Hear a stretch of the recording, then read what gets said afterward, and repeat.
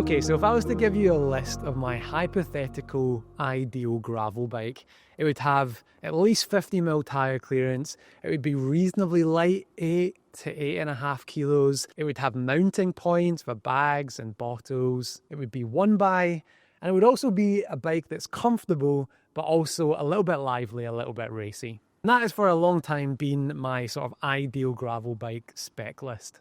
And this bike ticks every single one of them. I'll give you a spoiler straight out of the gate on this video. This is my favourite bike that I've ever ridden.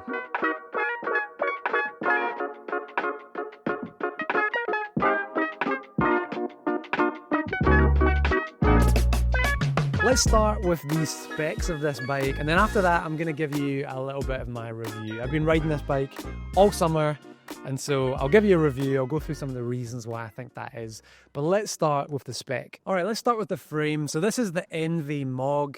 If you've not heard of Enve, they're probably more famous for making wheels and accessories like handlebars and things like that. But over the last 5 years, I think, they've started making bike frames. They've got a couple of road bike frames, and then this is their gravel offering, and it's called the Mog. In terms of the frame, we got a couple of different things to point out here. We have got some mounting points on the fork, which I quite like. With the design of the frame, you can see that they've prioritized comfort. We've got those dropped seat stays at the back. We've got some protection on the chain stay to protect the frame from the chain damage. And also we've got kind of a scratch guard underneath the frame as well. It is UDH compatible, which is nice. And just in general, it's not the best looking bike in the world. It's not the best looking frame in the world, but it's really quite nice. And the paint job is subtle, but you can tell it's like really high quality. And so all in all, there's nothing really that I can fault it on. It's got a T47 bottom bracket, which is really nice. My only very small complaint is this front logo. I wish they'd inverted, and so the Enve logo was the sort of white pinkish, and then they didn't have that box around it. But that's me being really quite nitpicky. One thing that I absolutely love, and I'm so glad that this is becoming commonplace on bikes, is internal storage. So this little bit just pops off, and then inside we've got these bags, and you can actually fit quite a lot of stuff in here. I've basically had all of my tools, pump, Allen keys, tubeless repair kits, tyre levers, spare inner tubes, and all just fits in this internal part of the frame in these nice little bags. And so I absolutely love this because I don't really like putting saddlebags on these beautiful bikes. And so having some very good usable internal storage is a massive plus for this bike. And I think for gravel in general, because typically the frames are a little bit beefier, I would just love to see this as commonplace everywhere. And I think in terms of the mechanism for how this thing works, it's definitely one of the nicest ones that I've seen. It feels sturdy, doesn't feel like it's going to break. It feels integrated and thought about. Like some of them are just these little clasps, these little clips, and I don't think that they're as great. But yeah, really, really like this internal storage, and there's a lot of room in there. Moving up to the cockpit, the handlebar stem. Again, this is all from Enve, and this is actually what Enve were doing long before they made the bike frames. And so this stuff is extremely tried and tested. I have to be honest, I have zero complaints about this. Usually I prefer like an integrated bar and stem, but on this, it has that integrated look because of how it all fits together. And, you know, all of the cables are integrated. And so you've got that really clean stem, which I absolutely love. The ergonomics on this bar are wonderful. You know, you've got a little bit more room on the tops, which is nice. The drops have got this kind of flattened part here, and so the ergonomics are really, really comfortable.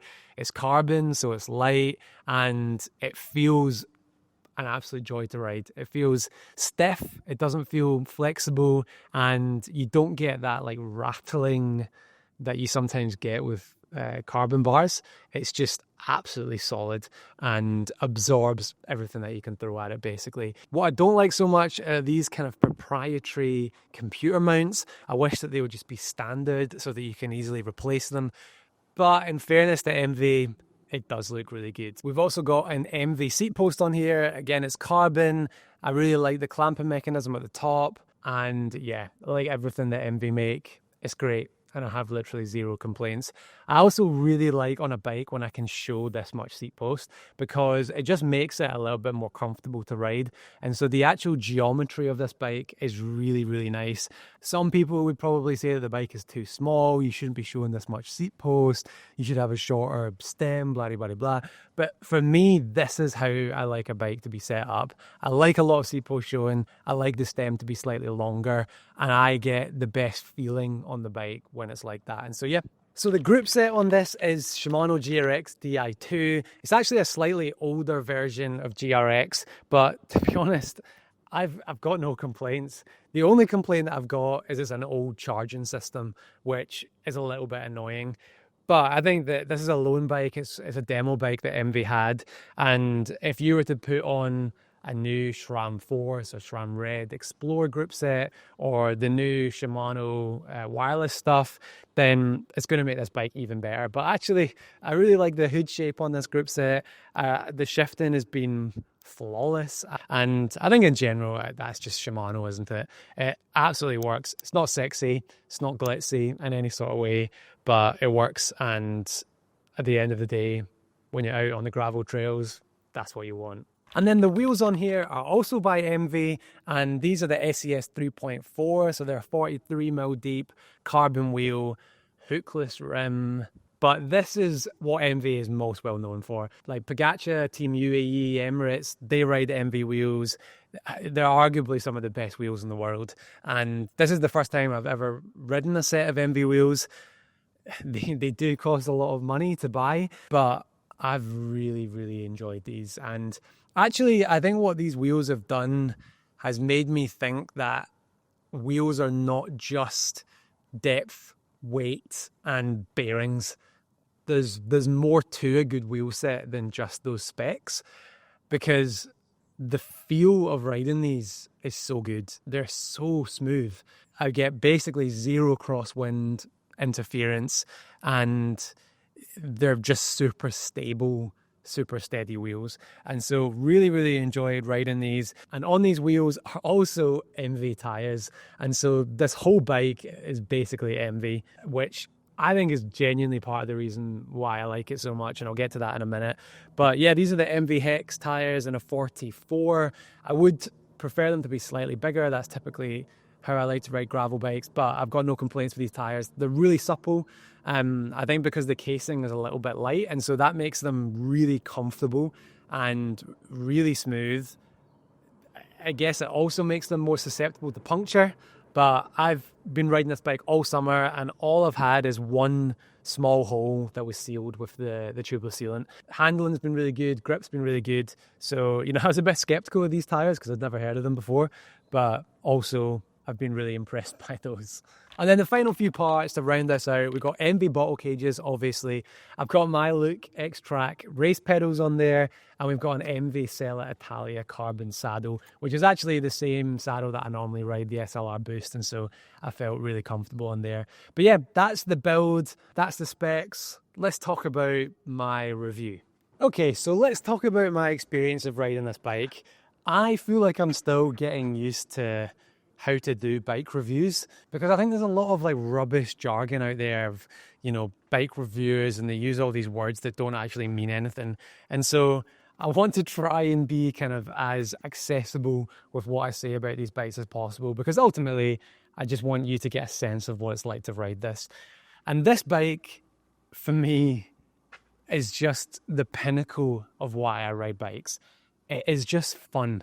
It makes me feel like a kid again. And I think that is the most enjoyable thing that I've experienced from riding this bike over the last few months. I want to get on it. I want to go out on it. I want to choose gravel over road so that I can ride this bike. And then when I'm out there, it just inspires confidence. It makes me want to go down that technical descent. It makes me want to just do that little jump out of a little ramp or something like that. And it's just kind of made me fall in love with gravel all over again. And I think that if a bike can do that, it can make you feel a certain way, then there's something special about it. And let me try and explain, I guess, why I think that is. The first thing, like I mentioned, is pretty much all the parts on this bike that are not the group set are made by Enve. And that overall package is so good. The handlebars, the stem, the frame, the seat post, even the saddle, the wheels, the tires, it's so optimized together, and the package just feels really tight. Just everything is working together, and you can feel that. It just feels like the package is so good. And I think sometimes when you start to add different components to bikes that weren't designed for them, it can take away from the feeling of the bike. But Enve have literally optimized this entire build on these parts, and I think that contributes to how this bike feels to ride. One of the notable features of this bike is how smooth it feels, and so going onto gravel, it kind of doesn't feel like gravel. It feels like you're riding on tarmac on road because it's just really smooth. And I think a big part of that are the tires. Like I said, they're really supple, and also the wheels I think are really absorbent and contribute to that smoothness. But also I think the frame's really comfortable. You know, you've got those drop seat stays. I think the cockpit is just really solid. And so again, I think it's all working together, but smoothness is definitely one of the things that I found. And back in June or July, I did the Stone Circle gravel event, which is like a 135 kilometer gravel event. And you basically do every single terrain possible in that day. And this bike was just like, yeah, no problem. It just took everything in its stride. And I wasn't even that fatigued at the end of the day like you normally are on gravel because of, you know, all of that kind of stuff. And there's no suspension built into this bike. And so, yeah, the smoothness is definitely one of the things. And the other thing is just confidence. Like the handling is really good. The grip of these tires is good. And so when I'm going into a corner or coming down a descent, I feel confident because the bike feels capable. The weight of this bike is just over 8 kilos. And again, I think if you upgraded the group set to something a little bit newer, you might be able to get just below that 8 kilo, maybe not. And so it's plenty light enough for me. Like I'm a small rider, I'm like 66 kilos. And so I am a little bit sensitive sometimes to weight of bikes. And this is exactly where I would like a gravel bike to be. If it could be like 8 kilos, then I think that's perfect. And it's so good for getting up the climbs, but also it doesn't feel unstable when you're on the surface either. So, but yeah, there's something about this bike. I don't know if it's the design, like what Enve have done on the design front. I don't know if it's the manufacturing of these components. I don't know if, like I said, it's because of the system is all designed by Enve. But as a whole bike, this thing just slaps. It's just, honestly, it's tremendous. It's the best bike I've ever ridden, and I really wish I knew why. Like fully understood why. But let's talk about the price, because there's no getting around the fact that this is a high ticket price tag bike. This build, I think, is around £10,000, but I've seen builds at £12,000-13,000 if you put on like SRAM Red or something like that. These wheels have got a fairly decent price tag. And so, you know, every single component on this bike is high end. And there's kind of no getting around that price point. And it's really hard, therefore, to compare this bike to something at like £4,000, because yes, it's better, but £6,000 better is just such a hard thing to be able to objectively say. And I think the sad thing for me is that it just makes this bike unaccessible to a large number of people. And I just wish that there was a version of this bike that more people could buy and ride, because it's so good. And I have to take it back tomorrow. It's been a loan bike from Sigma Sports, and I'm taking it back tomorrow. I really don't want to take it back. I really want one, but I just don't know if I can justify spending that much money on a bike. But like I said, it's the best bike I've ever ridden. Definitely the best gravel bike I've ever ridden. It ticks every single box, like even all the mounting points and everything. So if you go bike packing, you've got all of that handled. But I'd love to hear your thoughts, all considering the bike, the price, all of that kind of stuff. I'd love to know what you think. Drop a comment down below. Let's have a chat down there. And if you have liked this video, then please hit like. But all that's left to say is thank you very much for watching, and I'll catch you in the next one. Cheers.